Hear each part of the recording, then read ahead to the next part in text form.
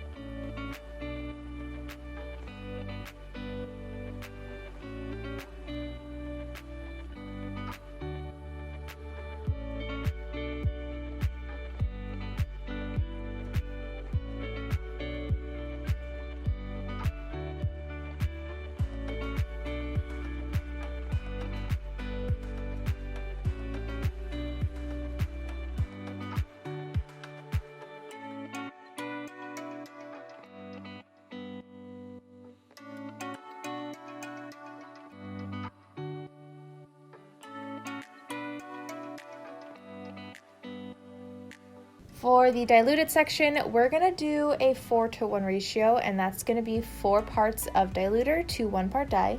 If you're unsure what diluter is, the simple short answer is that it lightens the color of the dye, essentially. And if you're curious, I just use a plain white conditioner for diluting. With this bond sustainer, while I don't know exactly how it's made, I would assume that it's partially color, partially bond sustainer, and partially conditioners. So when you're using the conditioner, you're going to dilute not only the color, but the bond sustaining abilities as well. And they do make a clear one, so you can always use that in combination if you feel like you want the full bond sustainer strength.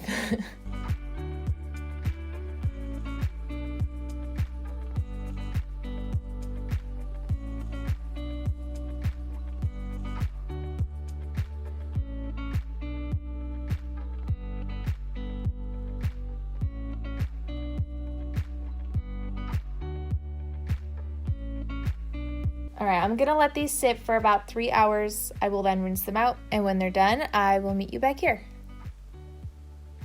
So this is considered one of their neon dyes, and I would definitely say, especially on the number 11 swatch on the direct dye portion, it is very bright and neon.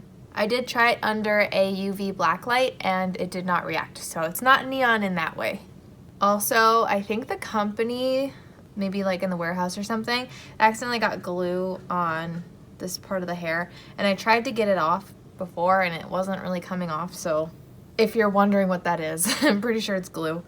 So I do see a difference on number 6 and 7, but I feel like number 8 and up are a little more intentional looking, but the number 11 swatch specifically is the brightest and most saturated looking, I guess.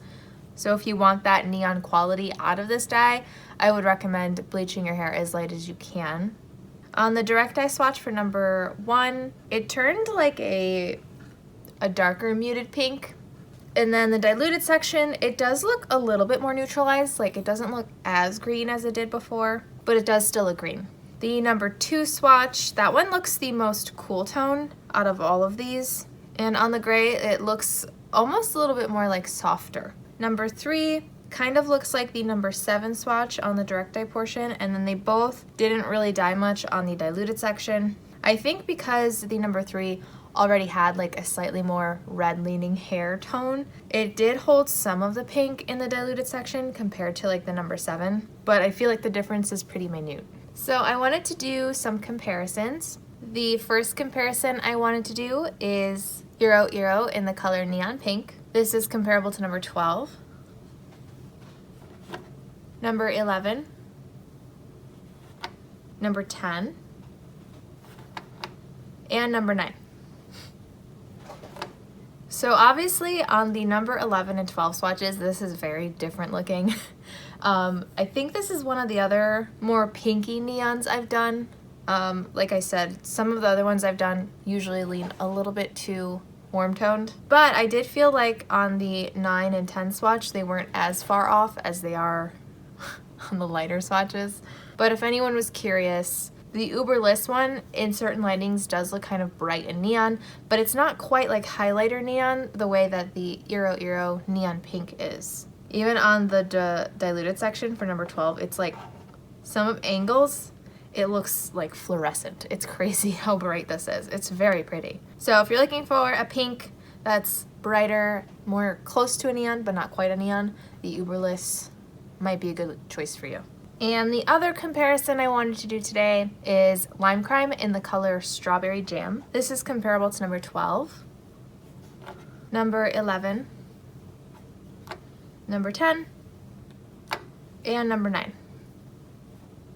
So first things first, the Lime Crime, when I did that, I was doing 2 separate diluted parts. So this is diluted and this is diluted even more. That's why it looks different. So the very top here is gonna be what's comparable. So I would say this is probably the most similar of what I've done so far to the Uberliss, but even the Strawberry Jam runs slightly more warm toned. And I do feel like the Uberliss did a better job dyeing these slightly darker swatches. The Strawberry Jam from Lime Crime, you can tell, is definitely only really meant for very light blonde hair. So in terms of neon pink, I feel like the Uberliss leans a lot more cool toned than most other neon pinks that I've done, at least. Not necessarily saying that the Uberliss is a cool tone dye, because it's not really, but regardless, most of the neon pinks that I have done all look much more warm toned in comparison. Alright, so from here I'd like to get into the before and after clips that will be done in natural lighting, and I'm sure you're aware that recreating the exact same environment on different days can be difficult, so if it looks slightly off, that is probably why.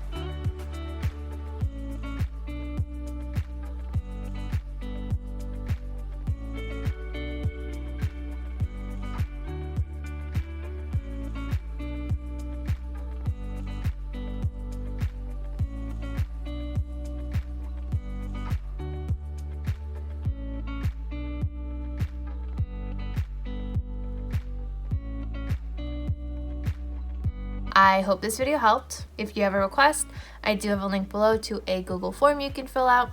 Just remember, I only do dyes that do not test on animals. Thank you to my patrons, and thank you so much for watching, and I hope to see you in my next video.